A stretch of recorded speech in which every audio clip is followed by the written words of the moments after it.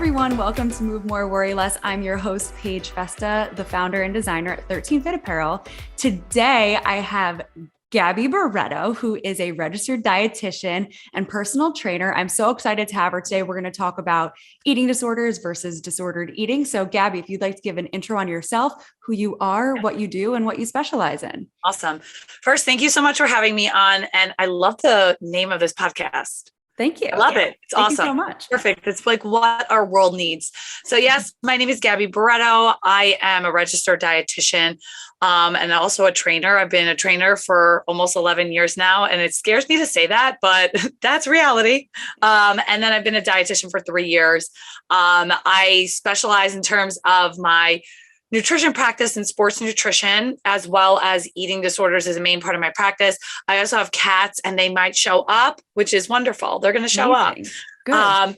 And so, I work in sports nutrition. I am the dietitian and I'm a trainer for the Hofstra University dance team. They're an amazing group of dancers. They impress me every single time I work with them and inspire me. So I love the people I work with because they not only I also get to help them, but they also really inspire me too. So it's like a good mutual relationship. In terms of personal training, again, I've been doing that for 11 years now as an instructor and one-to-one. My main focus is strength training and boxing. So I've been boxing for 10 years, but never serious. So I do boxing, strength training, kettlebell work. Big focus of my work there is, move more, worry less, just moving with a purpose versus looking for a specific outcome, especially with my general population, really looking to empower people. How is this making me feel? Is it adding to my life? Is it making my life better versus, am I doing this and I dread it and I'm hustling for this weight loss outcome and it's an unhealthy relationship. So my goal with my training with my people is this is going to enhance my life. This is going to better my life. And this is going to make my overall activities of daily living. It's a very nerdy term, but I just used it here. It's going to make it better. So really to enhance versus take away and break down and make us less. It's more about making us more in terms of training. I really love your mission. And I think it's so important because it's really easy to get wrapped up in physical results. And like you're saying, you want to enhance people's life rather than take away. And when you're focused on dieting or whatever, it ends up feeling like a restricted kind of life. But health and fitness can be such an enhancing experience, like you're saying. So I think that's a really, really awesome angle to come from. I want to dive into the whole diet part of things. And I think I want to start how did you get interested in the nutrition side of health and fitness and wellness? And then I want to kind of go into the eating disorder stuff. Right. Interesting. Because it all kind of goes together. Right. So, I really think looking back, what got me so interested in food is basically my eating disorder and my disordered eating was a big part of why I became interested in food. And I think I had masked it as this whole, I'm just trying to be healthy thing, versus it was just a way for me to try to control and try to manage my weight. And really was the driving force for that. I know in my heart and just professionally now, it was my eating disorder that I tried to mask as I just want to prevent myself from getting heart disease. And I want to help people with, preventing cancer and things like that. At the root of it, it's it was masking this obsession with it was masking this obsession with my body and my body image and everything like that. And, so I really got into food by just being obsessed. So there's a study that they're the Starvation Studies. They call them the Minnesota Starvation Studies. Basically a really long time ago, before we had any ethics and standards in research, we starved people and saw the effects of starvation. And it really wasn't these studies, they weren't even really starving people. They were giving them, they were starving people, but they were still eating calories, maybe they were men. So for them, it was like 12 to 1600 calories, which if we look at it, it's like a diet. And I bring this up because what they found from these studies that these people just became absolutely obsessed with food. So they restricted their food intake and they just became obsessed. And I have found that with myself that like when I was restricting food, I was just so obsessed with food because it was, first of all, we need food. And then second of all, when we're taking away something that our body needs, like we're obsessed with it. And it's just like what happens to the human brain when it's deprived of the nutrients and the things that it needs. So I really found that like now that I have this like scientific background and like have all this like knowledge about biology and biochemistry and how the body works with nutrition, I'm able really to look back and be like, oh, I was starving my body of nutrients and like carbohydrates and like vitamins and minerals that it really needed. And it's no wonder it just became obsessed with food.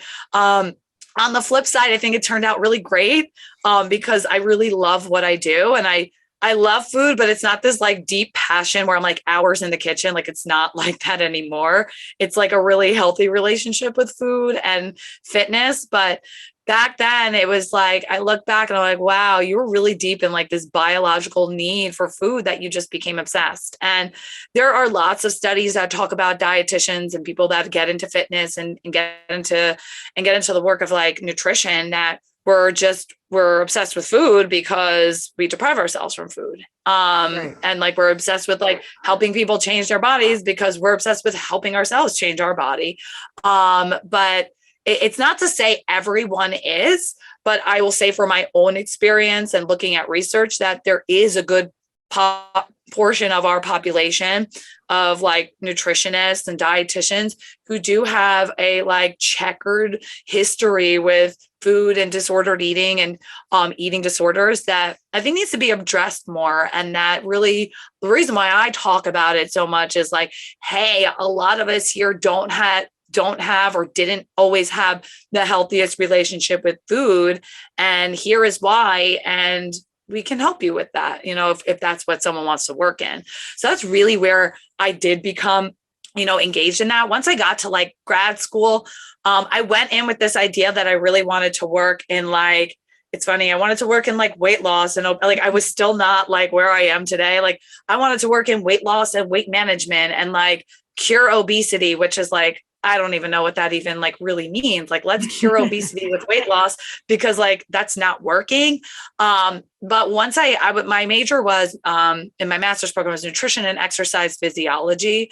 And I just was always obsessed with sports. And so I really loved sports nutrition. And within sports, there is like a big need for dietitians who have a sports background, who understand sports nutrition and who understand like the physiology of exercise, but also like working with disordered eating, because there's so much of it at all levels, from like the, you know, elementary, like school sports to like high school to college and even into the professional world of sports. Like I've worked with professional athletes who also have disordered eating. So I got really into sports nutrition and fueling athletes. I love it. It's like my favorite thing to research. It's my favorite thing to do and like really help educate people on like, hey, your body needs fuel. But that also really helps with like the disordered eating population that I work with, because a lot of us are really obsessed with exercise as well. So really educating that. So it's like a long-winded answer, but essentially when we boil down to it, I got into this because of my eating disorder and my obsession with food. And that's what most of us, a lot of us, not most, but a lot of us get into it for. Right. You said so many things that I want to touch on. At first, I want to relate because you were saying how you were kind of masking your disordered eating by saying that you wanted to do it to be healthy or, you know what I mean? Yeah, and I just think that's so interesting. And I can also relate because I remember when I first got into fitness and it snowballed into a nutrition thing, I was really restricting myself, but I saw it as me being healthy. But I got so obsessive, like you're saying, I got so obsessive. I got so into food that like all I could think about was food because I wasn't eating food. You know what I mean? I was restricting so much that I became like every day, all I could think about was what meal am I going to have next? And over time, I've gotten over that. And now it's just kind of like trying to eat like a normal person. But so I just think it's really interesting because I think a lot of times eating disorders can look like they're coming from an unhealthy point of view, but sometimes it can be coming from what you believe is healthy. Right. Like you're saying, I'm trying to be healthier and eat less so I can lose weight and whatever, but it's still an unhealthy relationship with food. So I just wanted to relate to that because I think that's a really, really good point. And then there was something else you said. I say a lot of things. My name is Gabby. I talk a lot.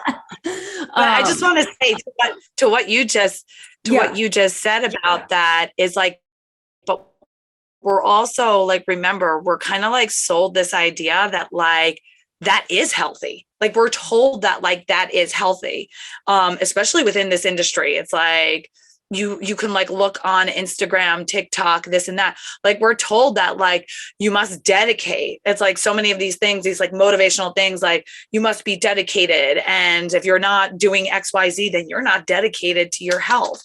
It's like we're told that like you must be on this extreme of like kale salads and grilled chicken and like low carbs and stop eating at 7 p.m. And if like you're not doing that and you eat M&Ms, then you're not dedicated to your health.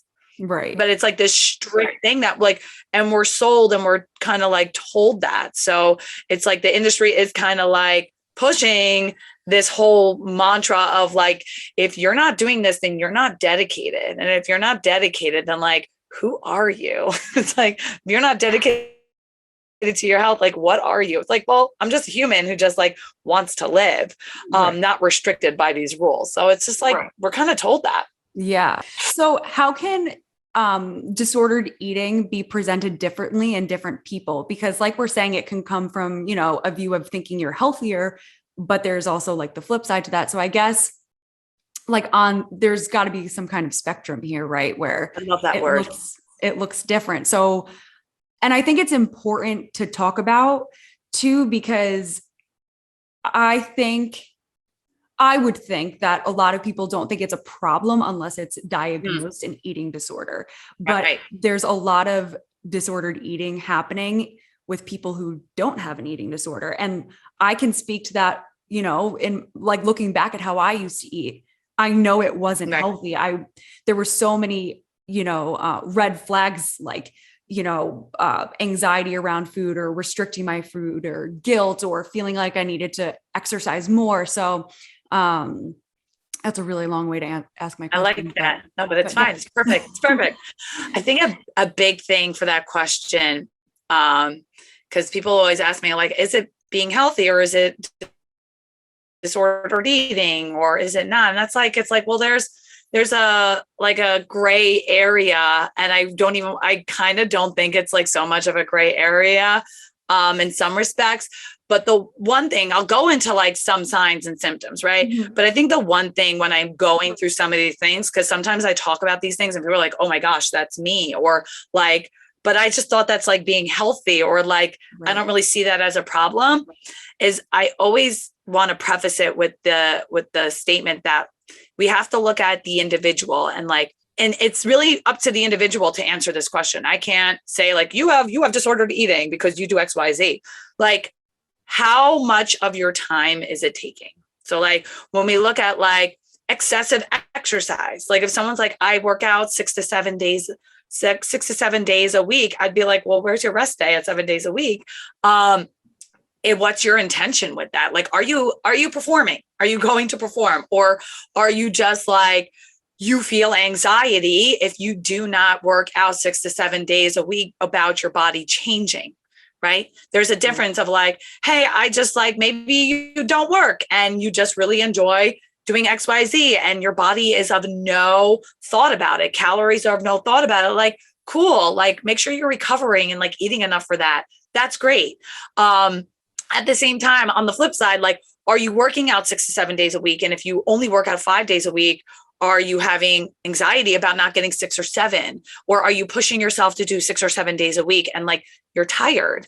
You're you're feeling like aches and pains. Maybe you have some strains. Maybe there's like an injury that you're like still working out around, but aren't recovering from, are you eating enough to fuel that? Again, like that big point is like you mentioned, like, do I have anxiety if I do not get this work? That's huge. Right. Like, do I have anxiety if I don't work out today? Like, no, I don't. I'm not working out today. I don't have anxiety about it. I'm fine with that. Like, if you don't work out, what's going through your head about that? And it's like the same thing, like you said, having anxiety around food or having fears around food. If I go to a party and it's like only pizza and pasta and this and that, and like, are you having anxiety about it? Like, are you not eating even if you're hungry and the only food available is pasta and pizza? Or do you eat that food and you have like severe anxiety and guilt about it and engage in behaviors like excess exercise or like restricting foods the following day, or not eating when you're hungry the following day because you ate such a large amount of like food, or you ate foods that are like on your like not safe list, or you ate foods off your safe list. Like, if you even have a list of food that's safe and unsafe for no like clinical purpose, that's something that you might want to look at, right? Like, there's no clinical purpose if, like, what I mean by that is like, are you not eating gluten, or you're not eating any wheat containing products, but you have no wheat allergy, you have no gluten sensitivity, like you have no issues. It's just like, I'm not eating wheat or gluten or pasta because it's high in carbohydrates, and I'm still living under the idea that carbohydrates are going to make me fat. So I think it's like, there are certain things that like could kind of like hit that gray area of like, I like to eat salads. I really genuinely like to, hey, for the most part, I genuinely love to eat healthy. Like, I love to eat salads. I love to eat like, whole grains and like cheeses and protein and fruits and vegetables and whole grains. I love that stuff. But when my body wants pizza, there's no like agonizing, like thought process that goes on around the pizza, or micromanaging of calories when it comes to pizza and pasta and things. Like, it doesn't happen like that. They're just all foods that fit in your diet. So I think it's really important that we look at, big thing is like, yes, there's signs and symptoms, but like, what's your intention behind it? Yeah. And then like some of the signs and symptoms, I think I'll say is like, obsession over, body weight, how, body checking behaviors. Am I looking in the mirror and lifting up my shirt and going like this and flexing my abs and looking at different angles and like looking at my butt? Am I weighing myself? Am I, checking my body fat percentage on like a weekly basis? Like, how often am I engaging in these behaviors? The big thing is like the mirror checking. And it's like in the gyms, it's like, I don't look in the mirror anymore in the gym, which is like, I'm like, wow, I really don't like do that. But like, they're there. And so it's kind of like hard to not look in the mirror in the gym, but like, how often am I looking? Am I pinching, places of my body? Am I comparing my body to other people? So that's like part of that body checking. And then like in terms of the food, like I mentioned before, do I have a safe list? Do I have like a list of foods that I will never touch, like that I do not want to touch? Like, that's a little murky. Like, do I have foods that are safe and unsafe? Do I label foods as good and bad? Do I engage in that? And then going to, like mentioned before, like, the anxiety around food, anxiety around exercise. And it's like, this is where I'm kind of talking about the disordered eating part. That's like, there's no DSM, like the diagnostic statistic manual, like label for this, but it's kind of like when it doesn't fit that category is where we can say like, hey, this could be disordered. Right. Right. So you work with a lot of clients who have actual eating disorders. Yeah. And I'm going to guess probably some disordered eating. Yes. Maybe, personal training clients or whatever the case is. So what kind of eating disorders do you typically work with? And then my second question to that is, would you treat somebody the same if they're disordered eating versus having an eating disorder? And how do you customize treatment for each, if that makes sense? No, that makes sense completely. I would say it really depends on, I always say, like meeting people where they are. Eating disorders, it depends on really, I do not generally work with people at the level where even though now I do have some people where we might, other forms of treatment in terms of more intensive, higher levels of care. When I say higher levels of care, I mean like inpatient or residential treatment. Mm-hmm. Like we may be on that like borderline if we don't improve in symptoms in terms of eating calories and things like that. But in terms of like who I work with people who are diagnosed with anorexia or diagnosed with bulimia, diagnosed with binge eating disorder. And then there's like a lot of this like mix in between. I don't want to call it in between stuff. I kind of don't label my clients as like one or the other. Sure. And, anorexia, there is specific characteristics of anorexia. There are specific characteristics of bulimia. Then I have people with bulimia with restriction. So anytime that they do eat, they will purge what they eat. So there's anorexia with purging tendencies. And so there's a lot of mixed symptoms. And yes, I do have people with binge eating disorder. But I have people with binge eating disorder and they're binge eating because they're restricting throughout the day. Right. So it presents, and I look at each individual as they individually are. Of course, there is a leading diagnosis of, let's say, anorexia. But I got to look at the specific symptoms of the person, the specific behaviors, because I will say that there's like, yes, there is restriction, but that will look different for everyone. Right. Like, for example, I can have someone who restricts Monday through Friday and eats maybe 500 calories a day, Monday through Friday, and then will save their calories for the weekend. But overall, even though one may look at it as like, are they binging on the weekend? Their calorie intake is still low on the weekend. So it's like, it might sound confusing to outside people, but I really got to look at each person's symptoms and what specifically their behaviors are and what their triggers are and work on that.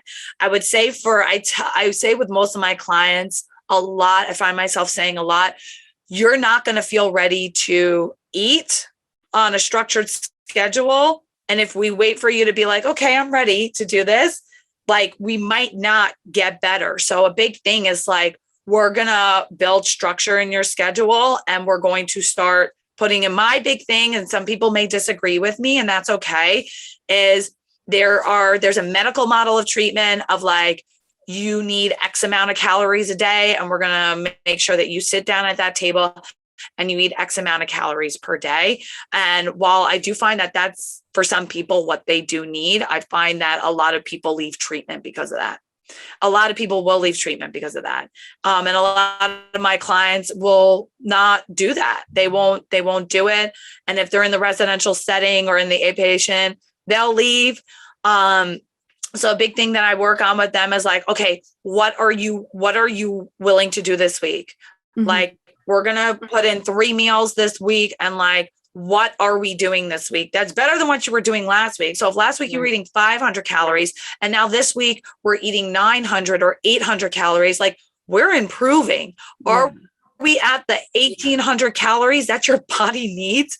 No, but like we're just trying to not knock on death's door today. Right. And then there's other people that are just like, my eating is all over the place and you're getting in the X amount of calories that your body needs. But like, we got to build some structure in your day-to-day eating. So like people look so and present so differently. And like you mentioned the spectrum, like I really look at, especially like disordered eating. It's like a spectrum. Like I have some people on the low end that really like should be in residential treatment. And then there's some people that are like, okay, we got to work on like your mindset right now, because you're still like freaking out over bread. Like you're still freaking out over bread. You're eating the amount of food that you need, but you're like still freaking out over bread. So like, we got to work on like your relationship with bread. And like, maybe like I work with a client now that's like, was vegan, like was not eating, and now like went into like veganism, and like now we're starting to like eat a little bit of cheese and meat and stuff like that.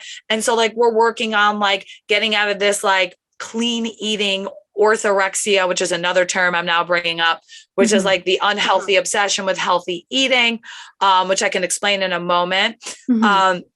but like more so like working towards like, hey, how can we take away so many rules from your rule book of like what is safe and what's not safe to eat. And so it's really like, we got to get some people up to like the amount of calories that they need a day to like thrive. A big thing is like, I work with pretty much all my clients are women. I have like a few men here and there, but most of my clients are all women with eating disorders, or athletes. And a big thing is like, okay, like, if you're in that menstrual age, like, are you getting your period? So like, I'm like so happy because over the past like 3 weeks, I've gotten like 3 people to be like, I got my period back. I'm like, okay, cool. We found a weight and we found a weight and a calorie, like, but that's not the end all be all to treatment. It's not the end all be all to treatment. They're like, hey, I got my period back. It's not, because there's so much more than that, because like, you got your period back, but like, if we don't fix your mindset and we don't fix the eating disorder voice that is ruling you, which also involves therapy, which is really important, we could lose the period again. We can always go backwards. So there's a high, relapse rate, unfortunately, in eating disorders. Like the quote unquote recovery rate is quite low. I don't know what the number is right now. I remember it once being 30%.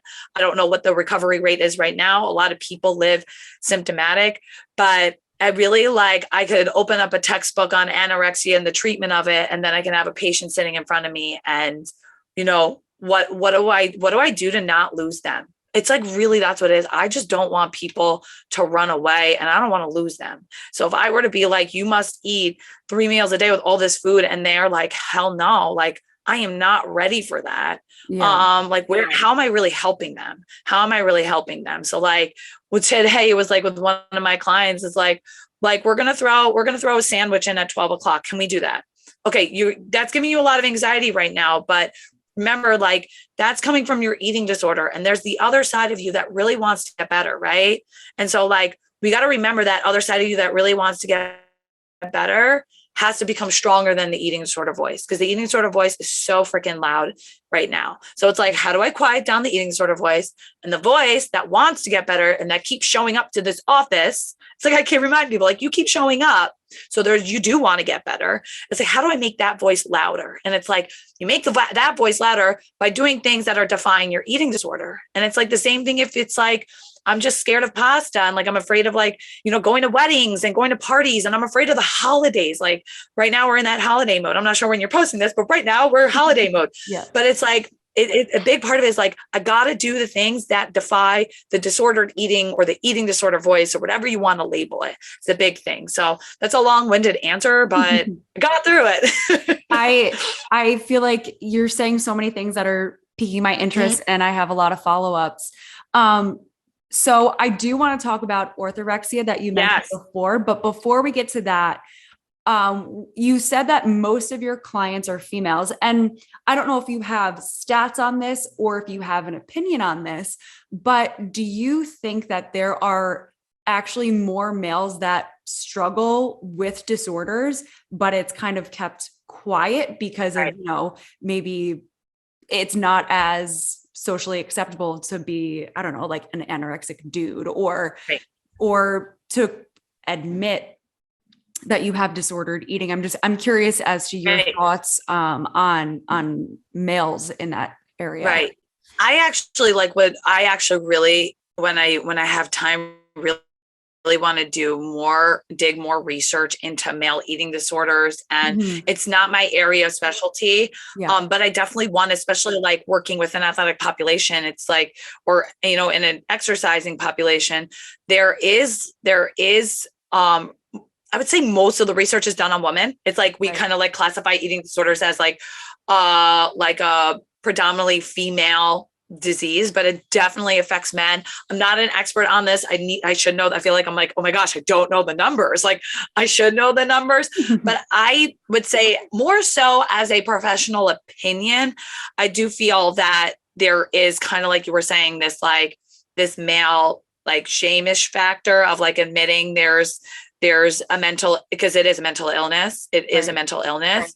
And then we have like the age of like toxic masculinity of like man up and like men don't cry and like men don't show feelings, which I feel that maybe it's just the bubble that I'm in, because we also have to remember, like, we're in certain bubbles, Right. in this world. I think we've learned that a lot over the past 2 years, that like we could live in our own bubble of like thinking that there is more of a like openness of men admitting things, which is nice. I feel like I just watched this documentary on J Balvin, the Spanish singer, the Colombian singer J Balvin, which who I love. But he did this documentary. It was aired like a couple of years ago, but I just watched it. But he talks all about his mental health, and he talks all about his like anxiety and depression. And I thought it was like so amazing to see such, especially like I'm Spanish, and to see like a Spanish male dominant figure in like the music industry in general, just talking about mental illness. Like we have Michael Phelps talking about mental illness. We have a lot of different like male figures coming out more now to be like, hey, let's destigmatize men with mental illness. And like there was a football player, an NFL player, I don't remember his name, but who did come out and was talking about his eating disorder while he was in the NFL. And so there is more talk of it. I would really have to look at the research. I think I was at a conference, a virtual conference. So I was at a conference right here in my house, but it was on something called like the Adonis complex in men, which is like this obsession with like muscularity in men, and like this obsession with like this sculpted figure in men. I don't like to like look at a person and judge what they look like as an eating disorder or as disordered, because it's not a look, it's a set of behaviors. But there is an obsession like within male culture of like, especially male gym culture, with like very low body fat and being very, very muscular. And that can teeter on the edge of like what a male eating disorder could look like.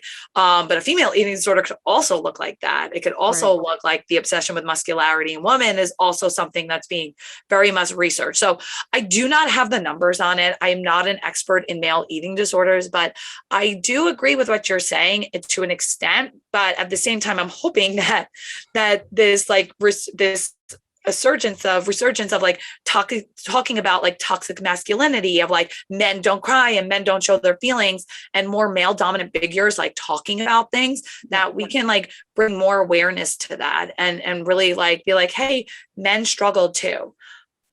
Absolutely. And I want to backtrack and talk about another thing you said previously that sparked a question. And it was about treating eating disorders. And one of the examples you used is setting like a calorie number for like a client to hit. And you were saying that you don't always like to go that way. It's like you're meeting them where they are and what are they comfortable doing and making progress. So do you think that method of being like, hey, you only eat 300 calories a day now, but you must eat this many calories, this many meals, whatever, is almost keeping your mindset in like the obsessiveness, because it's like you're focused on, hitting numbers. And I don't know, to me, it would almost feel like the same. Right. But like opposite. I do know what you mean. And there's some treatment centers that will give people calorie counts. Yeah. They will give them like calorie and like portions and things like that. I think a big thing is, and this is just my method, and someone else's method might work fine. And this is just what I have learned as like behavior change. But a big thing is like looking at the behaviors and like what behaviors are we going to do? Now, if someone is like life or death, then they need to be in another set of care, right? They need to be in a higher level of care. But like if someone is eating like 300, 400, 500 calories, like that's the higher level of care stuff. I was just using numbers as an example, and it might not have been the best example, but at the same time, it's like a lot of people, it's like, hey, like what we're going to work on structure and we're going to work on behaviors. Numbers are for me to worry about. Like when I talk about numbers, like I worry about numbers. Like I look at what someone's eating, and for the most part, if someone is tracking what they're eating, because I have them track with pictures, I don't have them write down, I ate half a Like I don't care about that. I have them track with pictures, and I have them track with like how they feel, like their emotions, their physical feeling, their hunger levels, and depending on where they are, because some people might not be ready for that. But for the most part, I'm looking at that. I'm trying to help people connect like the behaviors that they take in terms of food with like how they're feeling. Most of my clients are able to do that. I would say majority of my clients are able to have like build like relationships with like their body and like able to like listen to their body. Like they're at a level where like it's not like I am so dissociated and I am so like my body has adapted so much to the eating disorder that I can't even feel anything. Because that does happen. Like your body adapts to survive in the eating disorder where like they just don't, some people just like cannot have a connection yet. Like they also aren't eating enough to like even like make a decision of what their body needs. So like there's some people that are just not eating enough that they can't decide. So like they need that structure of like sitting in a treatment center of like getting 3 meals a day because like they are not at a capacity to do that. So like for the most part, when I'm talking about this, like I'm not talking about people at the level where like they don't have enough in them to make a decision. Like decisions need to be made for them in a way.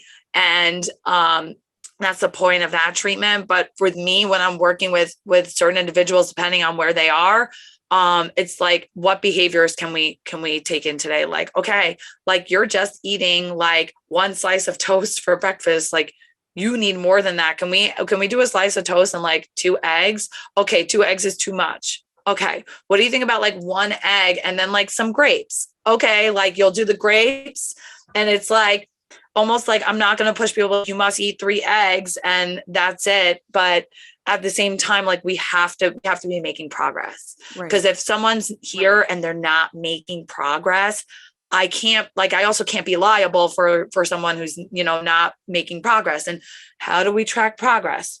I'm looking at what you're eating. With certain individuals, I am looking at weight. I am looking at like other markers of health, like labs. A lot of my clients are seeing doctors every week, or talking to their therapist too. Are you making progress with your therapist? It's like, it's a team approach, and that, there's got to be a doctor. I do not work with people without a therapist. If you do not have a therapist, you literally have like 2 weeks to get one. And if you don't, then like, I can't work with someone who doesn't have a therapist because we can't make progress without that. So like you need a therapist. And then, like looking at like your health outcomes, what's your blood pressure like? For some people who need to gain weight, like what is your weight? Like, is it going up? Are you losing weight? I'm talking to their doctors. So it's really, it's like I keep saying, like, it really depends on the person. But for the most part, I'm looking at like behaviors, like what things are we going to consistently do? And your eating disorder is going to tell you, don't do that.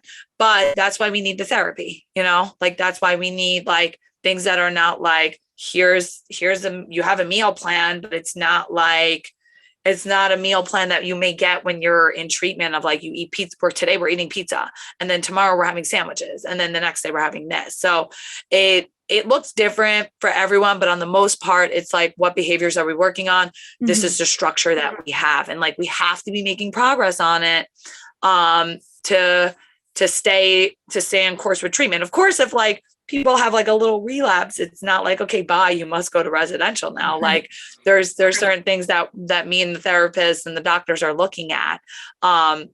But I hope that answered your question. I even forgot what the question was. Yeah, no, this is all so great. And now I would like to talk about the previously mentioned orthorexia, because I think that it's probably a lot more common than we might think, or than I might think. You probably know exactly how common it is. But I also feel like it's not as talked about.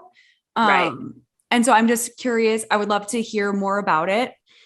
So orthorexia, it's an interesting one. I like labeled myself as orthorexic once. I was like, whoa, it's only orthorexia. So it's not so bad. Like it's only an unhealthy obsession.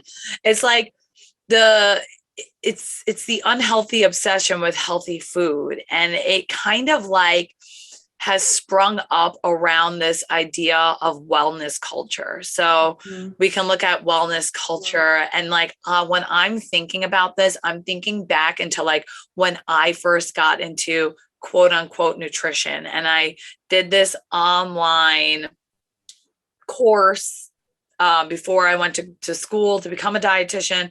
I did this online course to become a health coach, which was like, oh my gosh, at that stage of my life, I should never have been talking to anyone about health and nutrition. I should have never been talking to anyone about any of this stuff. Right.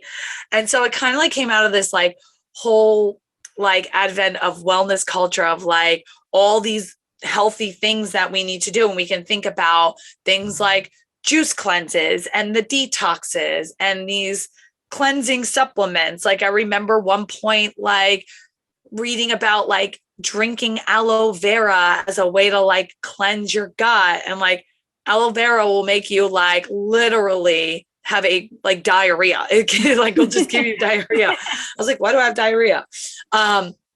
But it was like, for me, and like, it really was like born out of this like obsession with like health and obsession with wellness of like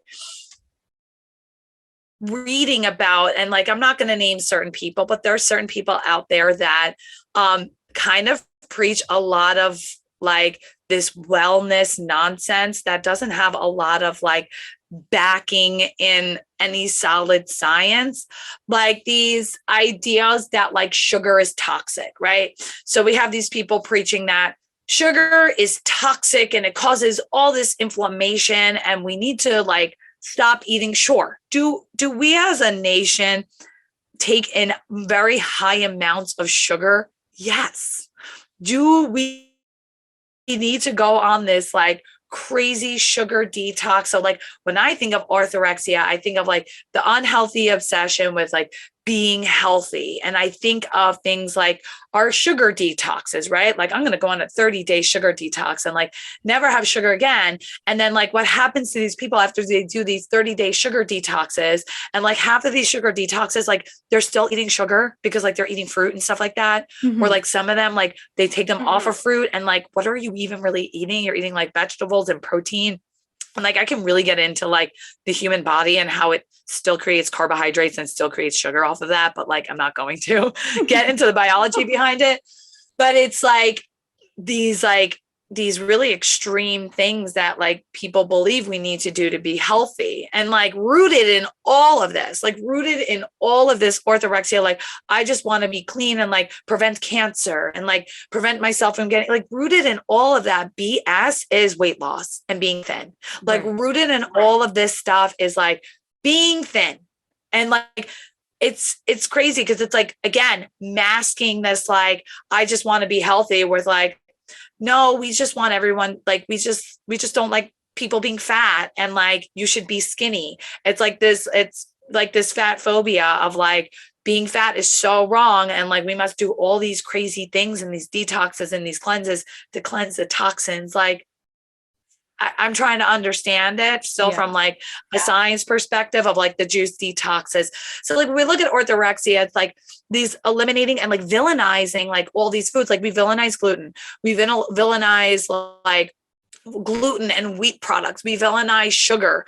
We like have villainized like meat, like animal products, dairy, like foods that are like health foods with like great nutrition, and like tell people that they cause inflammation and are the root cause of cancer and diabetes. And like wellness culture has developed all these scare tactics to people. But really it's like when we look and dig deep into it, it's like thinness. It's just like, we would just want people to be thin. And because we're scared of fat people, it's like really what it is. Like we're scared of being fat ourselves. So like, let's just sell thinness and let's just sell that being thin and being skinny is the only way to be healthy. So like when we look at orthorexia, I look at people with like this unhealthy obsession with like trying to be well and trying to ward off diseases with all these foods and magic elixirs and these powders and things like that. But like coupled with it is like this intense fear of eating any of those foods. So like this intense fear of like eating sugar. And like, does this have sugar? Does that have sugar? And like checking the labels of like tomato sauce to like look at the carbohydrate and sugar content of it. And like this severe fear and anxiety, again, it's like the anxiety around the food of like, I can never touch that. Or like, if it's not, or like the rise of organic food, like I can't touch it if it's not organic and it's not like farm to table and it's not like from the farmer's market and like this fresh food. So it comes in like so many different forms. But again, it's like this intense fear of like eating any food that doesn't have like this backing of like being great and healthy, or like doesn't, or like may potentially in their mind like cause some harm, like eating sugar. And when we look at like, I actually looked up like what is the rate and what is the prevalence of orthorexia and like really any eating disorder. And when I look up prevalence, studies will be like anywhere from 2 to 20%. Right. Because like what we're doing is we're looking at all of these studies with what methodologies that may have all these different methodologies of looking at a prevalence of a certain disease. And there's always a wide range. So when I look it up, 6 to 90% of like what population, like 6 to 90% of people of the general population.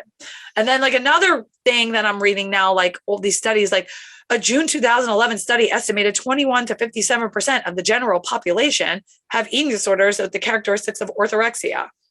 And it's like, when I look at these things, I have to like, as a professional, take a step back and be like, these numbers are all over the place. And that's where I always come back to like the individual's intention of engaging in any of these behaviors. Right. Where like, and like, the thing is, some people aren't even aware. So it's like, I can't even be like, oh, that's orthorexic behavior over there. Like when they're just like, no, I genuinely like got rid of my IBS by not doing XYZ. And I'm like, okay, like, or like I genuinely had like massive headaches and now I don't have XYZ. And like, I feel so like, okay, so that might work for you, versus another person might just like be jumping on all these things to be like, oh, I just need a cleanse. I need a restart. And then I'll stop eating all the sugar and like, I'll stop like binging on XYZ. Yeah. And then there's like an intense like fear and anxiety around going back to eating those foods. So it's like, I can give myself a headache, but like when I look back, it's like, what is someone's intentions of doing this? And like, are they getting the right information? Is the information they're following even like right? Is it just people getting bad information with good intentions? Right. Or is it people like engaging with this stuff obsessively? And once they're educated, they're like, oh, okay. Is it once they're educated, like they're still married to like this intense fear and like there needs to be more therapy behind it. Right. So it's like, it's a lot. It's like, there are like clear cut, like clinical characteristics, but then there's also like these studies that we look at the prevalence and it's like, okay, we're not really sure. Right. So it's so ironic to me that it can be unhealthy to be obsessed with being healthy. And I completely understand it and relate to it because I know that I've been there. Like when I first got into nutrition and fitness, like I got so obsessed, but it caused a lot of anxiety and I would like really freak out if I ate something that was like quote unquote wrong or bad or like an almond out of place, like so ridiculous. And I think that it's also really, and I don't know if this is just like, when I worked in fitness, I was working in New York City and I don't know if it was like the New York City culture or if it's like this everywhere with fitness, but there was just like this toxic lifestyle that was kind of expected of you that was supposed to be quote unquote healthy, but it was actually just so unhealthy because you're working out to teach your classes.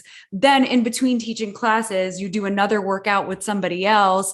And then it's like you go get a salad in between. So you did 3 workouts in a day and you had a salad and it's just, or getting a juice and not properly fueling, but acting like you're so healthy and doing all these great things, but really you're like running your body down. Right. But you're not even realizing it. And I know, cause I was trapped in that too. And it was like, oh, well, if I don't teach 2 spin classes today and go lift weights, then like, I'm not doing enough.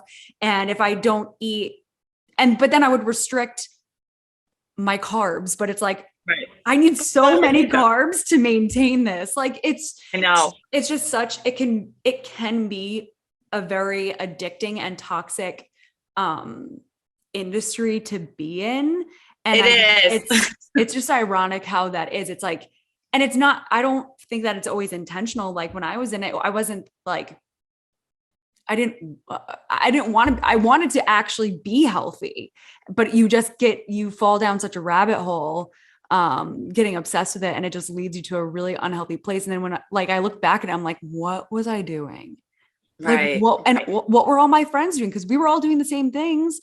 And Mm-hmm. sometimes they were doing more than I was. And I was like, How? I can't even keep up with you. Like, I don't know how, because I'm so tired at the end of the day. I'm so hungry. And then sometimes I'm just so tired, I'm not even hungry anymore. And I know that Right. I'm under eat. You know, it's just it's Right. just wild to me. It's still like that. You Yeah. didn't leave and it didn't like magically get better. I will Yeah. say like a lot of the women that I work with are preaching a little bit more about this stuff, right? Yeah. And like I hope we're also living it for the most part. You know, I hope that we're also living it. At the same time, I see exactly what you were saying on Instagram, right? Yeah. And people might not like me for saying this, but I'm going to say it. I will see taught a class, took a class, taught 2 more classes, worked out with XYZ, and people are posting it Right. on their Instagram stories for like people to see.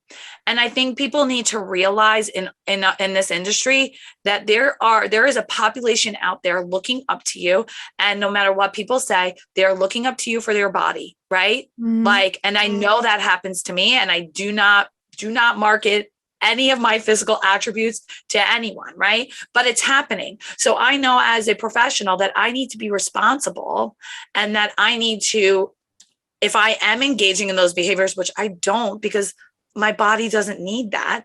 And I don't need glory for being, it's not like, it's like this glorification that like, I worked out so much today and I taught so many classes, but like, you look like this. So what does it say to the population that like, if they want to look like that, they got to work out like that? Like, that's not realistic for people. Right. So if you want to engage in those behaviors, that is great. Go ahead and do it. But please don't put it on blast for people to see that it is acceptable to, when you work out, when I teach my classes, I am done. My body is done. I taught 2 classes yesterday.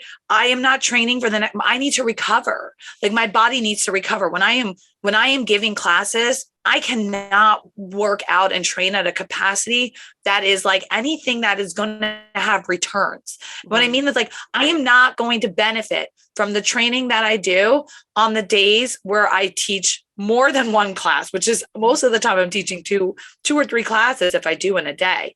But I don't teach as many as I used to. So like if I do work out that day, it's really not a workout. It's like to see someone else teach and to like learn from them. It's not for me to like get swole, whatever, like to get a pump in.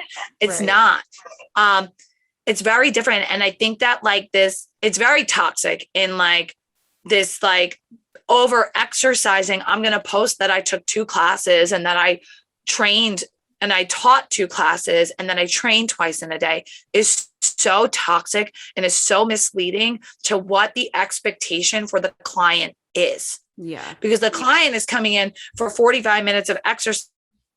And then you, the person that they look up to as the expert, which we can argue what expert even is anymore, because in this industry, it's not about being an expert. It's about being a pretty model and like having a hot body. It's like not being an actual fitness expert anymore, which there are plenty of experts. And those are the people I stick with. But it's like, you're setting an expectation for the population that the population can't reach. Right. And like, you're supposed to be like a model to them. And like, you're setting an unhealthy expectation and to people. And it's like, it's not okay. I don't think it's okay. I get very annoyed with it. And obviously I'm very vocal. Yeah. I'm very vocal with it. I totally agree with you. And it's something that I wish I saw when I was working direct. Like I still, I see fitness people, that is the lamest term, but like I see fitness people, like when we are like with my apparel company, and I'm not necessarily teaching anymore, but I wish that when I was like super in it, that I could see what we were doing.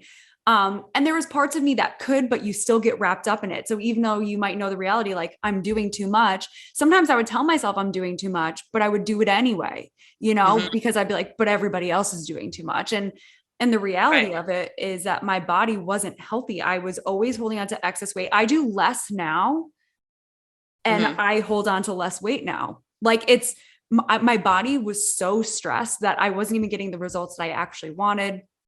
And what I've noticed, at least within, my quote unquote bubble of fitness people who are around me, is that, when you first get into the fitness industry and you're like 21, 22, that's like when you go hard, and these people are taking, 6 classes a day or whatever the case is.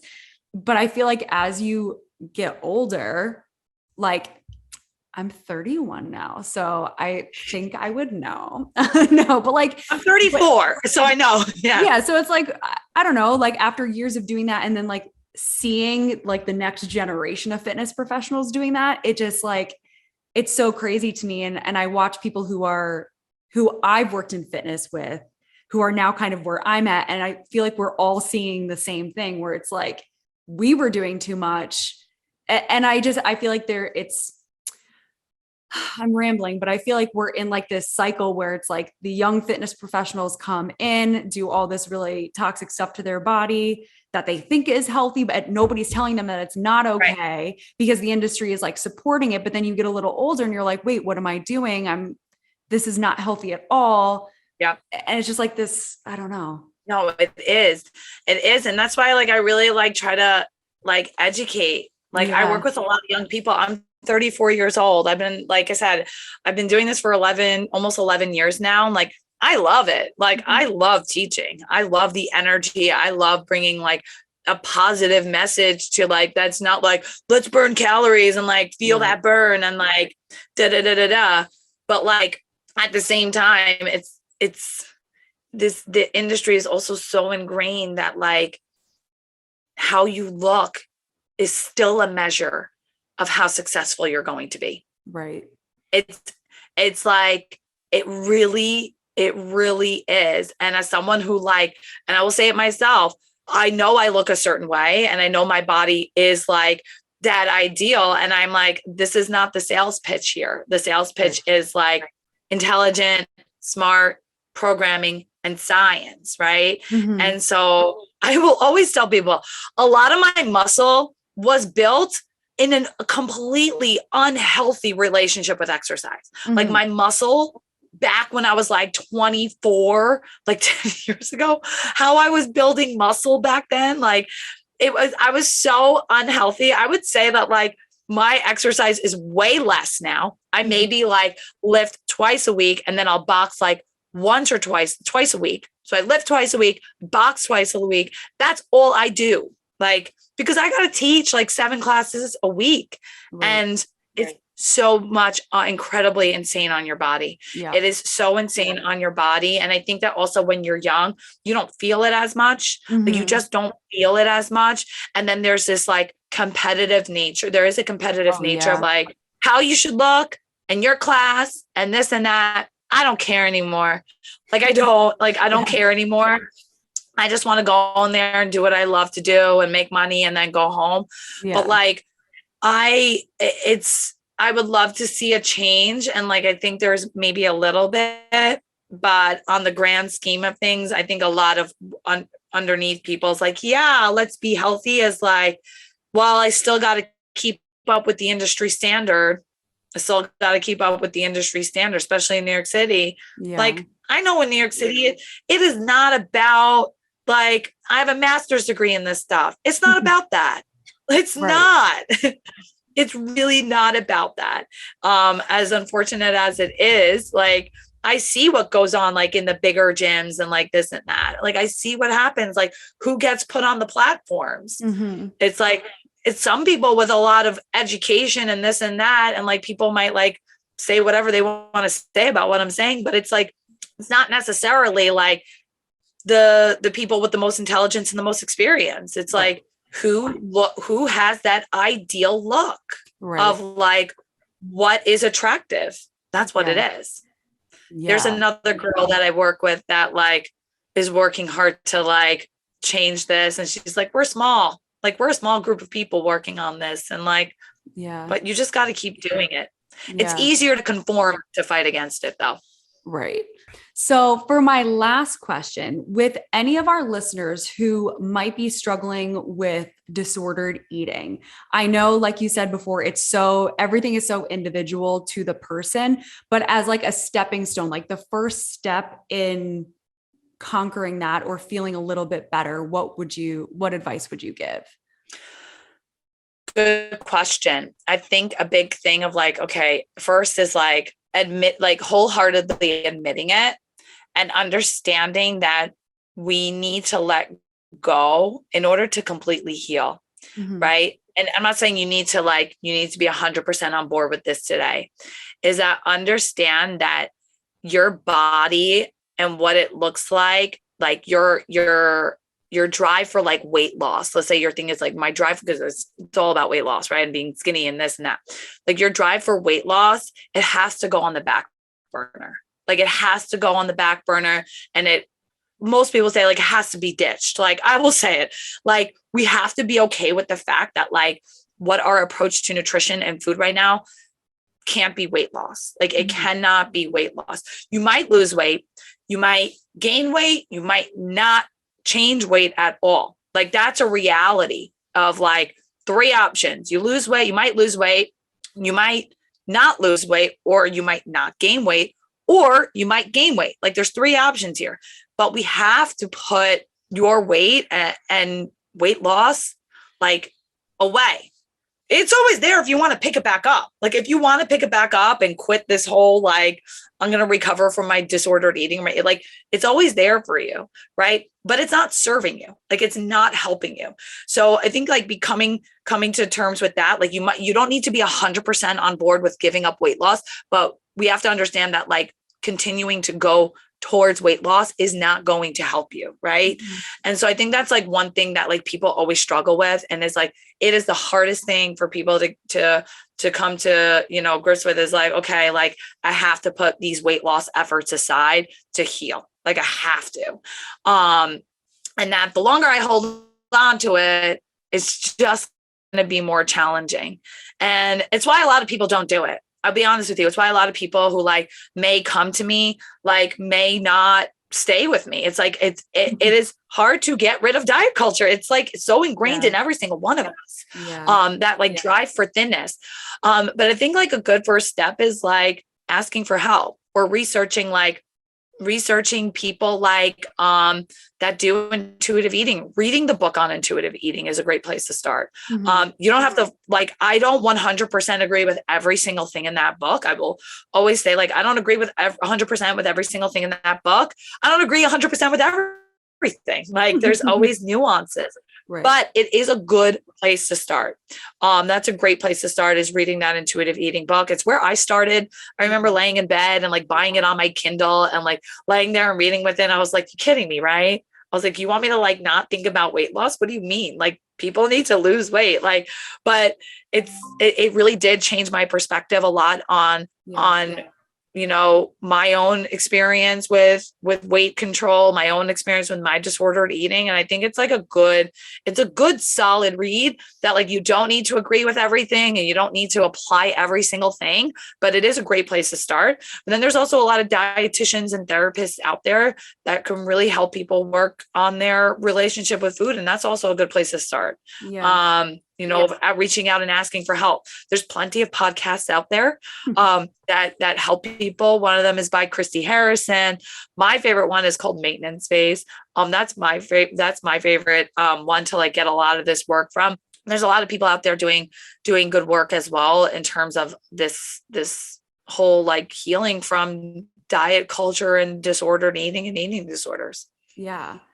Gabby, it has been such a pleasure to have you on today. We're going to have to do another episode. I can just, you have so many amazing things to say. And I feel like it's been really, really insightful. So thank you for all of your information, for your time. I really appreciate you. Thank you. I appreciate this. I love it. I feel like I just get more inspired because sometimes this work is, like I will say as a practitioner, this work is really hard because it is really hard to see people not get better, because it does happen. Yeah. It's also really great to see people get better. And so when I have these conversations, it just reminds me like, hey, this is why I'm doing this work. We got a lot of people struggling and a lot of people who need help. What you're doing is so important. So I'm glad that this was Yes. helped re-inspire you a little bit. Yes. Because what you are doing is it's really important. And I feel like especially now, we're all suffering, the consequences of diet culture and magazines and social media and all these different things. Yes. So it's really important. So thank you. And thank you everybody for listening in. We are giving a discount at 13fitapparel.com. The discount code is Gabby, Gabby, for 20% off. So feel free to use the discount code and we'll talk to you next time. Right. Thank you so much. Thank you. Thank you so much for listening to today's episode of Move More, Worry Less. If you love this episode, please subscribe, share, rate, or review us to help us grow our mission. If you don't already, follow us on social at 13fitapparel and visit our website at www.13fitapparel.com. Thanks for listening.